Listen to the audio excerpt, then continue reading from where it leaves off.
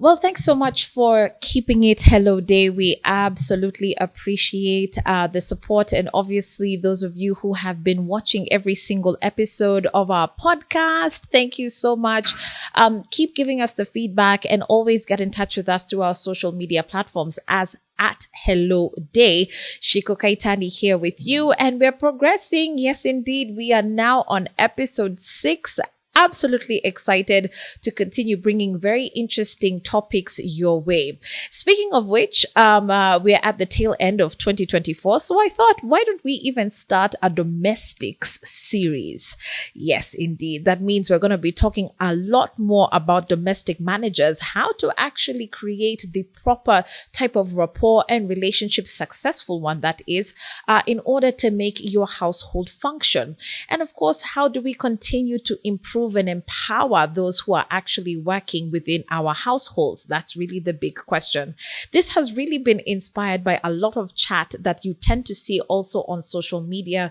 Some of the events not exactly what you would call ideal, but they are happening, and a lot of people find it so challenging to manage their household simply because, you know what? The domestic worker thing is just not domesticking. And so here to start off this particular series with me, and I'm so excited to have her, is Yvonne Akinyi. She just so happens to be an advocate for domestic workers' rights. But get this, she actually did start off once upon a time as a domestic manager. So Yvonne, karibu sana. You are part of Center for Domestic Training and Development. First of all, just before you can actually tell us your story, explain what Center for Domestic Training and Development is. Thank you so much for having me. Center for Domestic Training and Development is a movement that aims at reshaping the perception that undermines the domestic workers, combating human trafficking, and ending child labor. Right. That's what CDTD is in a nutshell. All right. And for you, what really influenced this transition? Was it the challenges that you faced as a domestic worker? What really inspired you? Wow. Yeah. I was inspired by the challenges. I wouldn't want any other domestic workers to go through what I underwent. I wouldn't want anyone to experience what I go through, because maybe I might not be lucky I might be one of those people who had a rough experience as a domestic worker. That's why I'm here. I'm here to advocate, I'm here to speak up so that any other domestic workers would not have to undergo through what I went through. Because personally, I can say that I faced some of the challenges because I didn't have knowledge. But now that I know about them, I feel that it's my responsibility to share it, to speak up, so that any other domestic worker out there in Mukuru, in Kibera, can get to know and to learn. And what really was your worst experience as a domestic manager? Maybe you could give us some examples, because I think, when you say that you went through so much, of course, everyone is curious to understand what hell of a employer you must have had. Yeah. The worst that I can say is attempt defilement. By that time, I was still an underage, so that I can term it as because you were young, you were working under 18. I was an underage. Yeah. I started working as a domestic worker basically at the age of 16. Oh wow. Yeah. So my worst experience or challenge was attempt defilement.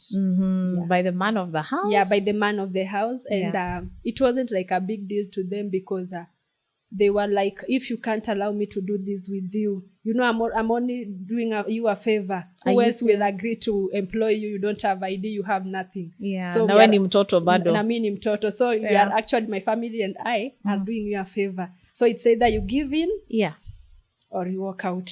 Oh my goodness. And there was no intervention from the lady of the house, from other relatives. There was no one you could even confide in. There was no one you could tell. Actually, it wasn't the first time he was trying it. The first time he tried it, I talked with the madam of the house. And obviously, most of us employers, now, because I'm now an employer, most of us employers don't listen to our domestic managers. We don't, or sometimes we perceive them as people will always tell lies or they're here to break our families. By the way, it's so true. Yeah. So I shared with the madam and she was like, no, you domestic workers, tunajua sana. By the way, wongo. Wongo, that's obvious. That's what you normally do. You come here to break our homes in the name that the man was trying to do this, to do that. In fact, it's you who wants him. Yeah, in fact, it's me who wants him. Oh my goodness. Yeah, so she didn't take it lightly. And now, when it happened, when he tried it again, I didn't even report because obvious she won't. Yeah. And you can imagine how many people are going through that situation right now, Yvonne. So that, by the way, we're going to reserve that as a topic on its own because it's such a huge issue, right? Yeah. But the reason why we are starting off in December is because there are a lot of people who are jittery. Hello, transfer season is here with us. And of course, if you are an employer, you're running a household, sana this conversation will really apply to women out there, moms. Because there's a lot of anxiety in the air during December. There's an article I remember that popped up, as I was scrolling, just through the net from 2023. And the title of that article is, Will Your DM Be Back? So Yvonne Maze, what really goes through the minds of domestic workers around this time? Because ndio hiyo Christmas imefika, sherehe ndio hiyo, it's about to start. People want to start organizing themselves to go back home, ushago. But what are they actually thinking? Most of domestic workers during this time, what rings through their mind is a reunion with their families, of course, friends. And there is also this aspect that they want to show off. Yeah. Oh, really? Mostly, it's a time that domestic workers feel that this is the time I need to show off that I've been working in Nairobi. I have some saving. It's time for me to spoil my village people. Watanielewa. Right. Watajua nimetoka Nairobi. Right. Yeah, so most of them are very eager to reunite with their families, friends, and even the villagers. And it's time that they believe that they have to go and rest. And just as any other employee, even domestic workers, they do deserve that time to rest. Yeah. They do deserve time to spend with their families, and which is it's well understandable and it's well understandable. Yeah. However, this whole situation, this whole period, this whole transition period needs to be managed. The problem comes when the period is not well managed. Okay. Because we need to have, as an employer, you need to have a sit down with your house manager. Kabla ende. Okay. And okay. It's not supposed to happen like a day or 2 days before. Yeah, you talk about it like October, November this there. is a conversation that you need to start early enough in advance. Like now, when are you planning to go to Shags? Yeah. Maybe what's your budget? What are you planning to engage in when you go there? When are you planning to come back? And also, as an employer, it's a time that you need to ask yourself questions like, when now might this permanent house managers goes for a leave or for holidays? Yeah. Do I have plans of bringing someone on board? Probably a reliever. Yeah. How will I manage when she's not in? Those are some of the things we need to be asking ourselves early enough. Yeah, because some of the things that even this article, the questions that they had imagined women are actually asking themselves, wait, she's actually going to be gone for 2 weeks. It's like you really don't think about it until the time is there and you're like, I have this laundry, I have these dishes, I have this house to clean, because she's away for 2 weeks. So we don't prepare ourselves mentally, do we? We don't. We don't, huh? Who's going to help out with the house chores? How are you going to even deal with your own child? There's this high dependency on domestic workers, especially for working moms, that you haven't yet figured out what you're going to do or how you're going to cope with your child. Msichana akienda. Actually, msichana namjua zaidi kunishinda. Right? Yes. So that is also a very huge challenge for a lot of moms, because if I had, let's say, Mwende, for example, working in my house, If Monday goes, I know this house is going to be chaotic. So it really goes to show you the importance, even if we don't like to admit it, how important your domestic manager is, because she's the glue. She's actually the glue. Talk to employers right now, Yvonne. What mistakes do they tend to make around this time? One of the very common mistakes that employers tend to make is, just as I had mentioned earlier, they are not mentally prepared for this period. It's very important, even when probably when you are doing interviews to employ a domestic manager. It's very important to discuss those issues.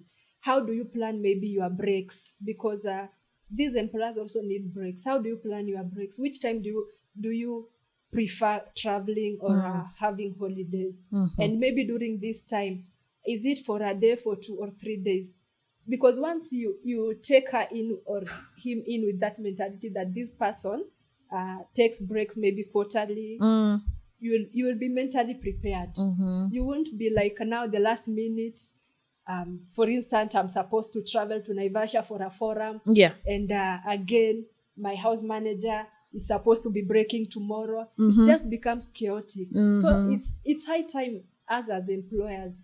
Like we should be mentally prepared for this. Have these sit downs with our house managers. Let us understand their schedules. Let us understand the reason why they need this. Actually, everyone needs a break. And house managers works in a very compromising situation that sometimes even they experience a lot that we don't know. So it's important to give them those breaks once in a while. Right. There's also this perception that DMs are just out to deceive you. Many people are anxious because they're like, I'm not so sure about Yvonne, anakaa tu msichana wa 50-50. By the way, why do you think that domestic managers use this opportunity to disappear, take off, na wakienda wameenda? Reason one, we don't have a relationship with our domestic workers. We don't at all. Because I believe if you have relationship with them, by the time December reaches, at least you've noted a thing or two. And another thing is that it depends with how we've been treating them. Because all along throughout the year, you've been mishandling them, you've been mistreating them. Nothing, you see like there is nothing good they are doing. And then all of a sudden when December reaches, is the time now the reality hit you like, wait.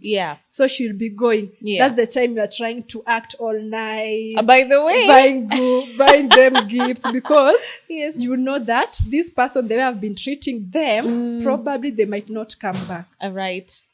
So you are trying to create that a good relationship with them. And I remember there was this skit by Terrence Creative last year still, showing how housees can take advantage of your vulnerability, especially now when January is approaching. I mean, you should see the same thing that you say. It's almost manipulation. It's like when you know Yvonne is about to go, this is the time now to be sweet. This is the time umeanza kuwa mpole. Kwanza when she tells you, mama nani mbona unanishautia? And you're like, guy, nimeshout.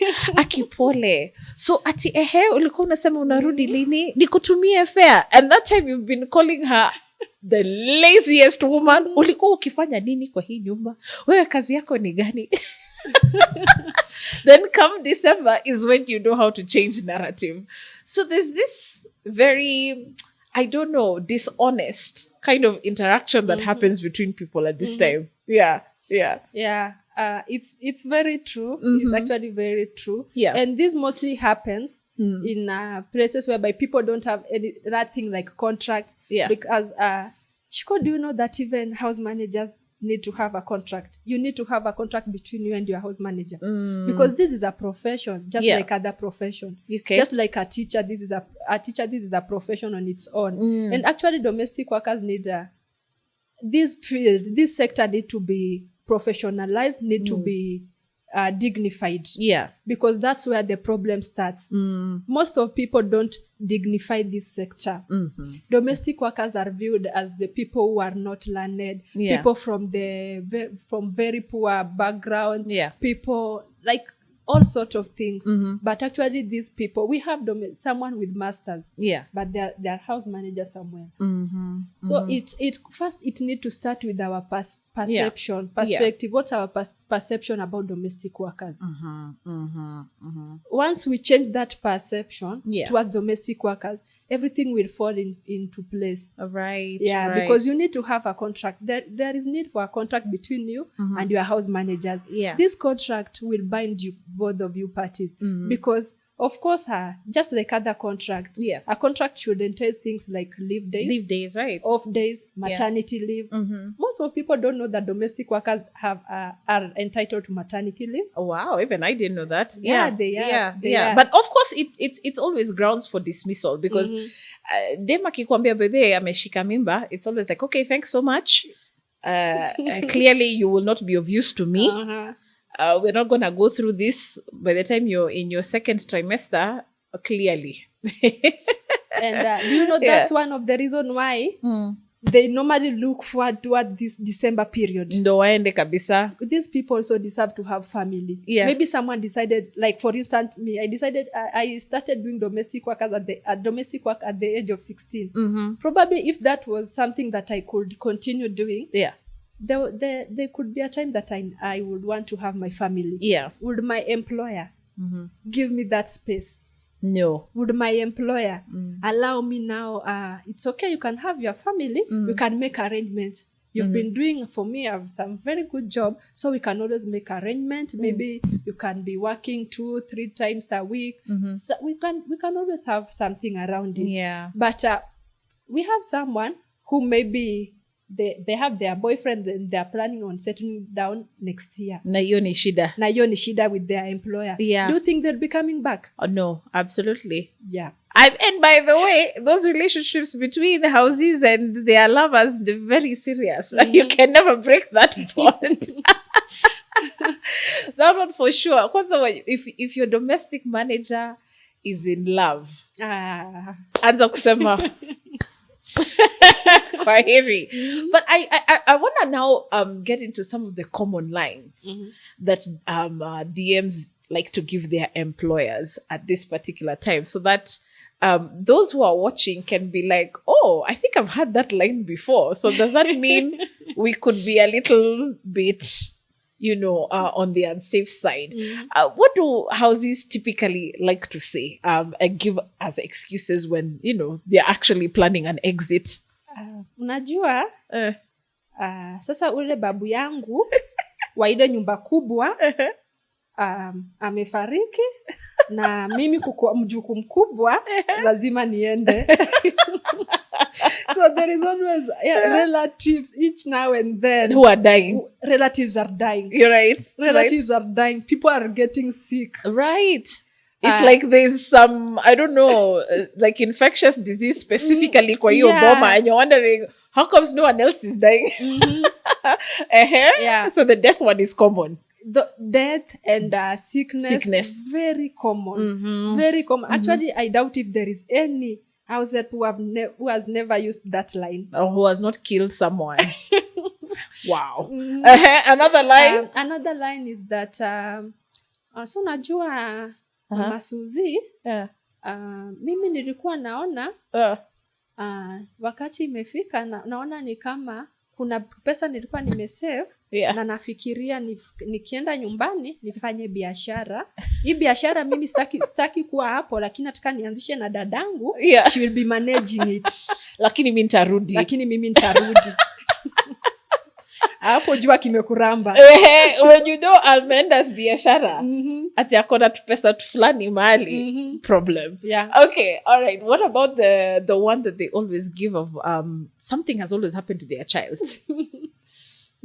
So Mama Suzy, and they usually take advantage of that a lot. Because no woman, no mother would ever want to compromise anything to do with that child. For example, you as an employer, when your DM tells you that, unajua, mtoto wangu hata nimepigiwa simu na ule shosho yangu mwenye anamwangalia. Stop, you're even killing me. That has happened to me like I think 50 times. Okay, so shosha kona So unajua yule shosho yangu nimepigiwa shosho pia amegonjeka ako hali mbaya. Sasa sasa sina mtu wa kuangalia mtoto. Definitely as a mother, yes, you would be like, no, this is something serious. Yeah, now we need to organize on how you'll go check on your child. And then at the end of the day, you just come and find out that she's in love and she wants to go and get married. Yeah. I mean, it's just, it's crazy. But I don't know. Is there such a thing as also not having to disclose why you want to leave as a domestic manager? Is it really mandatory to say why you want to go? And employers should understand that, because you know the way even for you in your office, you can actually state personal reasons as to why you need to exit. Sure. So should DMs be compelled to, because I think it's so unnecessary. You don't have to kill someone, okay? Because I think even those are curses that you're bringing on yourself. Don't kill your grandmother, your uncle, your auntie, your who, just in the name of saying you don't want to work for me anymore. It's not necessary. Just say you have personal reasons. Yeah, I think we don't need to get to that extent of wanting to know why they are going. It should be very open. And that's why in the start I started by saying that there is need for having a contract. Because for instance, where I work, we do skilling for domestic workers. We have a course known as home care management course. This course is NITA certified. And in this course, domestic workers are trained. They are trained on various fields such as laundry, both practical and theory, housekeeping, child care, everything. And also, we don't only train them, but we also try. We find and do placements for them. And during these placements, after the interview, we have a contract. We have a clause in our contract which talks about termination. In this termination, all I can say, because I also played that role of the placement officer, can say that no one that I have placed have left work without notice. Because that's what it is. You should just give notice. You don't have to explain, but give notice. Just give notice. Notice doesn't have to be something complicated. Just it can be a simple it can be a simple paragraph indicating that I'll be leaving this date, and something like that. And they know that if they don't give notice, they are supposed to pay. And it's a two-way traffic. It's not only for the domestic workers, but also the employer. You can't just fire anyhow. And pay your dues, and that's it. Yes. I think also because this is such a personal space, people feel, even I have felt that way, whereby, you just can't imagine someone amekukosea and has put your life in jeopardy, to the point where you're like, no, because of XYZ, I don't even understand why I need to pay you in full. This is also a lesson for someone like me. Why is it important that no matter what the domestic manager has done, obviously if it's not something criminal, that's because that's a totally different situation, why it's important to just let go and let God. Ka Yvonne anatoka, let it be. Most of the time we are entitled. We feel entitled to them. We feel entitled to them. We feel like, no, I've lived with this person for 2 years. She understands my household. She's very close to my children. Now we normally have that fear of starting afresh. We have that fear. Will I get someone? Will I get someone who will understand me? Because honestly, and I'm sure maybe it has happened to you, you have been in a position whereby your DM is not around, and you can't even tell where where a spoon is. Right, because you're looking for something all over the place. Nani yetu anajua.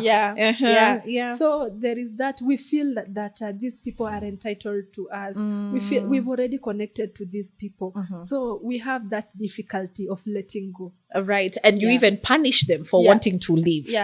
Actually, because during our placement, we have some clients who even request if they can get recommendation letters from previous employers. Correct. And she go, I can tell you, once a client tells me that, it's one of my most difficult moments because most clients, no matter mlimalizana in good terms or not, they won't give you, most will never give a recommendation.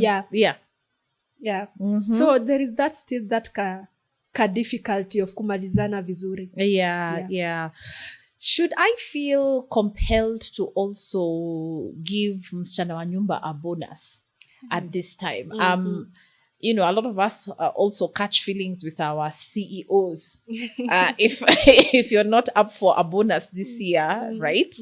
There's always those frequently asked questions. It's like, okay, am I a really bad employer if I don't add a kabahasha on the side akienda Christmas nyumbani? No, you are not. You are not. Though there is also that, there is always that, it's always good to appreciate them.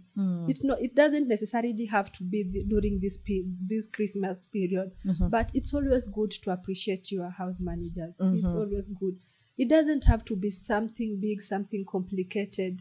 Like even maybe, let's say you had visitors last weekend and really she went out of her way. She ensured that everything was in order. You can just tell her, now, I understand you're supposed to go to salon.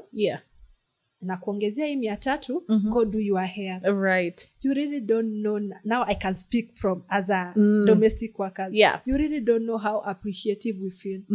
We feel like this person really values me and they see my work. So it's very important to appreciate them. Reason why most of people feel the need of bonus during the December period is because you feel like this person has been away from their family for probably a year. The whole year, they are going back. So most employers have something for them. Some have it in form of bahasha. Some prefer paying for their transport back home or back to work. And from Some prefer doing shopping. Some even buying some to gifts. But it's always good to appreciate them. The same way as you. How do you feel when you are appreciated, when you get that bonus? It's the same way that they feel. So for moms right now who are jittery that December is here, number one, we've talked about what's your prep plan? How have you prepared yourself for that 2-week break? But then now, crossing over to 2025, and this lady is all the way in Western, and she decides by the harudi. What is your advice on how to tackle transfer season, to be prepared even for transfer season, as we call it? First of all, maybe you had already that you had already that communication or that conversation with them, or maybe you hadn't. In a scenario where you had already had that conversation and you had planned that she'll be coming back on 28th, because most of them usually come back immediately after Christmas. Right. Because when first reaches, also the fare will hike. So they're always they're timing, they're planning. They are planning. So start, you agreed that she'll be coming back on 28th. Start checking up on her from 28th. I like it. 8 days before. Sasa mkoaje? Shosha koaje? Okay, so narudi next week. Uko sure? Start that conversation like, mnaendeleaje huko? Kunanyesha, kuna mahindi. Na sasa, even anza to joke. Na sasa ukirudi, unaona ni kama unaweza nibebea mahindi. Those conversations, like create that relationship, that rapport, relationship with them.